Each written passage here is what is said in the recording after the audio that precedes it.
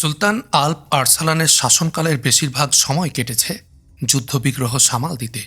তার চাচা তুগরিল বেগ যে সাম্রাজ্য রেখে যান, তিনি তা আরও বিস্তৃত করেন, সর্বত্র নিজের কর্তৃত্ব সুসংহত করেন। আব্বাসী খিলাফতের প্রতি জনগণের হারানো সম্মান ফিরিয়ে আনার ক্ষেত্রেও তিনি গুরুত্বপূর্ণ ভূমিকা পালন করেন। তিনি ছিলেন এমন একজন শাসক যিনি যুদ্ধের কলাকৌশলগুলো ভালোভাবে জানতেন। তার জীবনের কিছু অংশ যেমন কেটেছে রাজপ্রাসাদে, তেমনি জীবনের এক উল্লেখযোগ্য অংশ কেটেছে জিহাদের ময়দানে। জিহাদের ময়দানে তিনি অংশগ্রহণ করতেন একজন সাধারণ মুজাহিদের মতোই। এ সময় তিনি জীবনের কোনো পরোয়া করতেন না। তবে সুলতানের জীবনের এই চিত্রের বাইরেও রয়েছে ভিন্ন একটি চিত্র। একজন সেনাপতি হিসেবে যেমন যুদ্ধের ময়দানে তার জুড়ি ছিল না, তেমনি একজন শাসক হিসেবেও তিনি ছিলেন অনন্য। তিনি ছিলেন একজন জনদরদী শাসক। তার সম্পর্কে ইবনু কাসির রহিমাহুল্লাহ লিখেছেন, তিনি ছিলেন ন্যায়পরায়ণ। তিনি জনগণের সাথে সুমধুর আচরণ করতেন। তিনি ছিলেন ক্ষমাশীল ও দানশীল, প্রজাদের প্রতি দয়ালু, গরিবের বন্ধু এবং পরিবারের সদস্যদের প্রতি অনুগ্রহপরায়ণ। প্রতি রমজানে তিনি দরিদ্রদেরকে 15,000 দিনার দান করতেন। তার যুগে কোনো অপরাধ ছিল না। সুলতান আল্প আরসালান অপরাধ দমনের ক্ষেত্রে কঠোর ছিলেন। একবার তিনি জানতে পারেন একজন গোলাম তার এক সঙ্গীর চাদর নিয়েছে। সুলতান তখন ওই গোলামকে কঠোর শাস্তি দেন, যেন অন্য কেউ এ ধরনের অপরাধ করার সাহস না করে। আরেকবার সুলতানের কাছে নিজামুল মুলক সম্পর্কে অভিযোগ করেছিল কেউ একজন। তার অভিযোগ ছিল নিজামুল মুলক বিভিন্ন শহরে অবৈধ সম্পদ সঞ্চয় করেছেন। সুলতান তখন নিজামুল মুলককে ডেকে পাঠান। নিজামুল মুলক উপস্থিত হলে সুলতান বললেন, যদি সত্যিই তুমি এ অপরাধে অপরাধী হয়ে থাকো তাহলে দ্রুত নিজের সংশোধন করে নাও, আর যদি অভিযোগকারী ভুল বলে থাকে তাহলে তাকে মাফ করে দাও। 464 হিজরিতে বাগদাদে মদ বিক্রি শুরু হয়।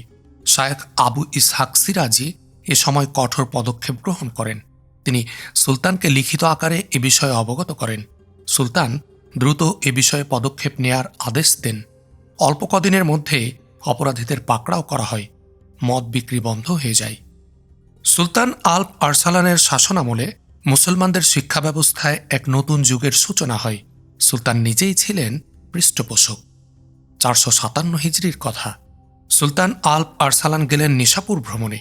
সাথে ছিলেন বিশ্বস্ত উজির নিজামুল মুলক খাজা হাসান তুসি। সুলতানকে অভ্যর্থনা জানাতে শাহী মসজিদের সামনে একত্রিত হয়েছিল ফুকাহাদের একটি জামাত। সুলতান জিজ্ঞেস করলেন, এরা কারা? এরা আলেম, মানুষের মধ্যে এরাই সর্বোত্তম।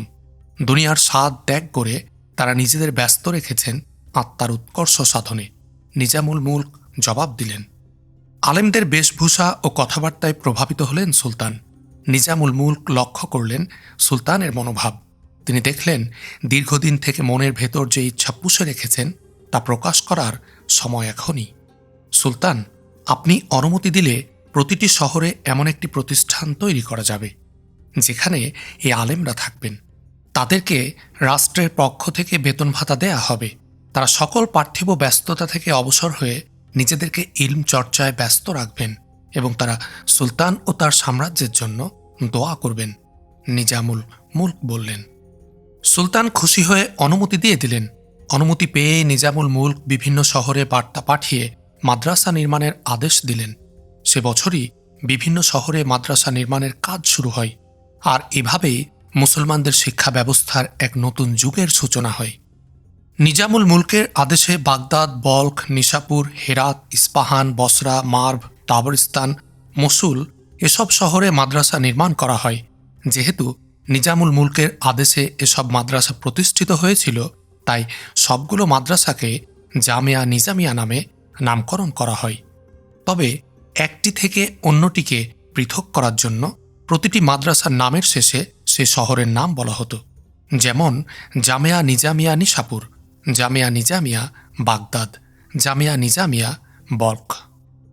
459 হিজরি 10 চিলকদ 23 সেপ্টেম্বর 1067 খ্রিস্টাব্দ জামিয়া নিজামিয়া বাগদাদ উদ্বোধন করা হয়। পুরো শহরের মানুষ সেদিন জামিয়া নিজামিয়া দেখতে ভিড় জমিয়েছিল।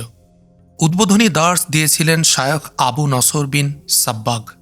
এর প্রায় 1 শতাব্দী আগে মিশরে ফাতেমি শাসনের ছত্রছায়ায় প্রতিষ্ঠিত হয়েছিল জামেয়া আজহার।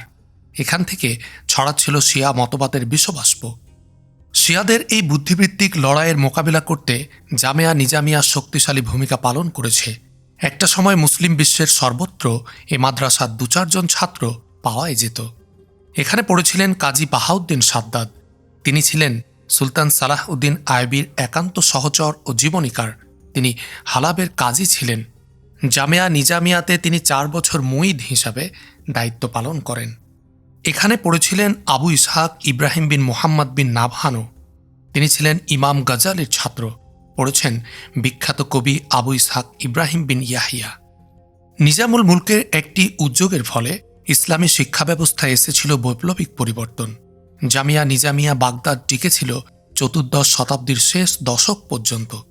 1395 খ্রিস্টাব্দে এই মাদ্রাসাকে জামিয়া মুস্তানসিরিয়ার সাথে একত্রিত করা হয়। কয়েক শতাব্দী পর্যন্ত জামিয়া নিজামিয়াতে ধারাবাহিকভাবে চলেছিল ইলমের চর্চা, যা ছিল নিজামুল মুলকের জন্য সদকায়ে জারিয়া।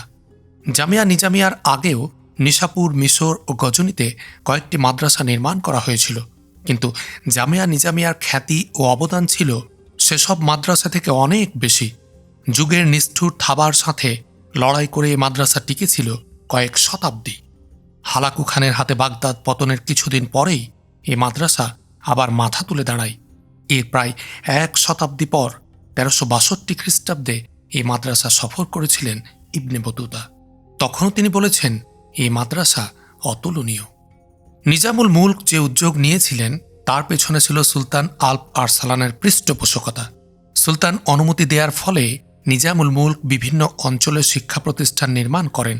এর আগ পর্যন্ত পঠন পাঠনের কাজ সারা হতো মসজিদেই। সুলতান আল্প আরসালানের শাসন আমলে মাদ্রাসা নির্মাণের ধারা শুরু হলে জন্ম হয় নতুন একটি প্রাতিষ্ঠানিক কাঠামো, যা মুসলমানদের শিক্ষা ব্যবস্থাকে গতিশীল করে তোলে। সুলতান আল্প আরসালান নিজেও হয়তো জানতেন না তার এই উদ্যোগ কতটা কার্যকর হবে, কতটা গ্রহণযোগ্যতা পাবে। তিনি শুধু উদ্যোগ নিয়েছিলেন, আল্লাহ তাতে বরকত দিয়েছেন। আমাদের সামনেও অনেক কাজের সুযোগ আসে, আমরা জানি না এসব কাজের গ্রহণযোগ্যতা কি হবে, এর ফলাফল কতদিন টিকে থাকবে। আমাদের দায়িত্ব শুধু উদ্যোগ নেয়া, নিয়ত ও ইখলাস অনুসারে আল্লাহ তাতে বরকত দিবেন। আবদুল্লাহ ইবনুল মুবারক রহিমাহুল্লাহ বলেছেন, অনেক ছোট কাজও নিয়তের কারণে বড় হয়ে যায়, আর অনেক বড় কাজও নিয়তের কারণে ছোট হয়ে যায়। 465 হিজরিতে 1072 খ্রিস্টাব্দ সুলতান আল্প আরসালান সিদ্ধান্ত নেন ট্রান্স অক্সিয়ানা অঞ্চলে অভিযান চালাবেন। সুলতানের সাথে এ সময় 2 লক্ষ সেনার একটি বৃহৎ বাহিনী ছিল। আমু দরিয়ার তীরে পৌঁছে সুলতান আদেশ দিলেন নদীর ওপর পুল নির্মাণ করতে হবে। প্রায় 20 দিন ধরে পুল নির্মাণের কাজ চলে। এরপর সেলজুকি সেনারা নদী পার হয়। নদী পার হওয়ার পর সুলতান একটি দুর্গ অবরোধ করেন। এই দুর্গের অধিপতি ছিলেন ইউসুফ আল খাওয়ারিজমি। তিনি বেশ কয়েকদিন সেলজুকদের আক্রমণ প্রতিহত করেন। দুর্গের পতন হলে তাকে সুলতানের সামনে উপস্থিত করা হয়। সুলতান তাকে তার কর্মকাণ্ডের জন্য তিরস্কার করেন। এক পর্যায়ে সুলতান তাকে হত্যার আদেশ দেন। ইউসুফ বলে ওঠে, হে কাপুরুষ, আমার মতো মানুষকে কি এভাবে হত্যা করতে হয়? এ কথা শুনে সুলতান রাগান্বিত হন। তিনি ইউসুফকে ছেড়ে দিতে আদেশ দেন। নিজে ধনুক হাতে নিয়ে ইউসুফের দিকে তীর নিক্ষেপ করেন। সারা জীবন সুলতানের হাতের নিশানা ছিল অব্যর্থ, কিন্তু এই প্রথম তার নিশানা লক্ষ্যভ্রষ্ট হল। ইউসুফ দ্রুত সুলতানের দিকে এগিয়ে আসে। তার জামার ভেতর খঞ্জর লুকানো ছিল। সে তড়িৎ খঞ্জর দিয়ে সুলতানকে আঘাত করে। সুলতান আহত হয়ে মাটিতে লুটিয়ে পড়েন। সেনাবাহিনীর লোকেরা দ্রুত এগিয়ে এসে ইউসুফকে ধরে ফেলে। তাকে হত্যা করা হয়। সুলতান কয়েকদিন মুমূর্ষু অবস্থায় কাটান। এ সময় তিনি বলেছিলেন, কদিন আগে আমি পাহাড়ের উপর উঠে আমার সেনাবাহিনীর দিকে তাকিয়েছি। এই বিশাল সেনাবাহিনী দেখে তখন আমার বুক গর্বে ফুলে ওঠে। আমি মনে মনে বলি, পৃথিবীতে আমার চেয়ে শক্তিশালী আর কোনো শাসক নেই। আল্লাহ আমার এই গর্ব চূর্ণ করেছেন। তার এক দুর্বল সৃষ্টি দ্বারা আমাকে পরাস্ত করেছেন। আমি মনের এই খেয়ালের জন্য আল্লাহর কাছে ক্ষমা চাচ্ছি। 4 দিন আহত থেকে রবিউল আওয়ালের 10 তারিখ তিনি ইন্তেকাল করেন। দিনটি ছিল শনিবার। মৃত্যুকালে সুলতান আল্প আরসালানের বয়স ছিল 41 বছর। তাকে সমাহিত করা হয়েছিল তার মার্ভ শহরে তার পিতার কবরের পাশে তার কবর ফলকে লিখে দেওয়া হয়েছিল, যারা সুলতান আল্প আরসালানের আকাশসম জাঁকজমক দেখেছ, দেখো তিনি এখন ধূসর মাটির নিচে শায়িত। সুলতানের মৃত্যু সংবাদ বাগদাদ পৌঁছলে জনসাধারণ সুলতানের জন্য শোক প্রকাশ করতে থাকে। বন্ধ হয়ে যায় বাজারঘাট ও বেচাকেনা।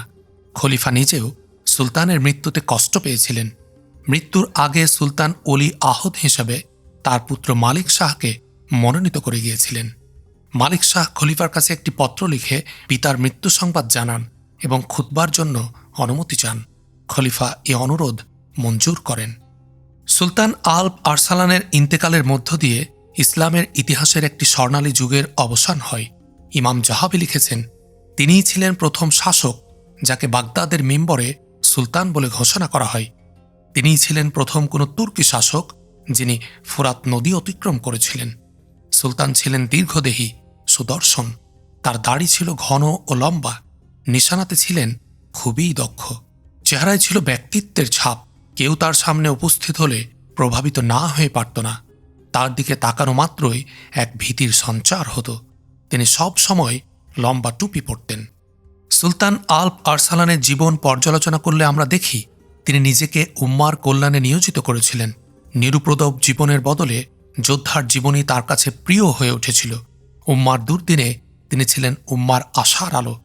আল্প আরসালানের জীবন ও কর্ম আমাদেরকে নিজেদের সকল প্রচেষ্টা ও কর্ম উম্মার কল্যাণে ব্যয় করার শিক্ষা দেয়। হজরত উমর রাদিয়াল্লাহু আনহু একদিন তার সামনে উপস্থিত ব্যক্তিদের লক্ষ্য করে বলেছিলেন, যদি এই কক্ষ আবু ওবায়দা ইবনুল জাররাহ, মুআজ ইবনু জাবাল এবং আবু হুজাইফার আজাদকৃত গোলাম সালেমের মতো ব্যক্তিদের দ্বারা পূর্ণ থাকত, তাহলে আমি তাদের সাহায্যে এই দ্বীনের কালিমাকে সুউচ্চ করার চেষ্টা চালাতাম। হজরত উমর রাদিয়াল্লাহু আনহুর এই উক্তি আমাদের সামনে তুলে ধরে উম্মার জন্য তার সন্তানদের কতটা প্রয়োজন।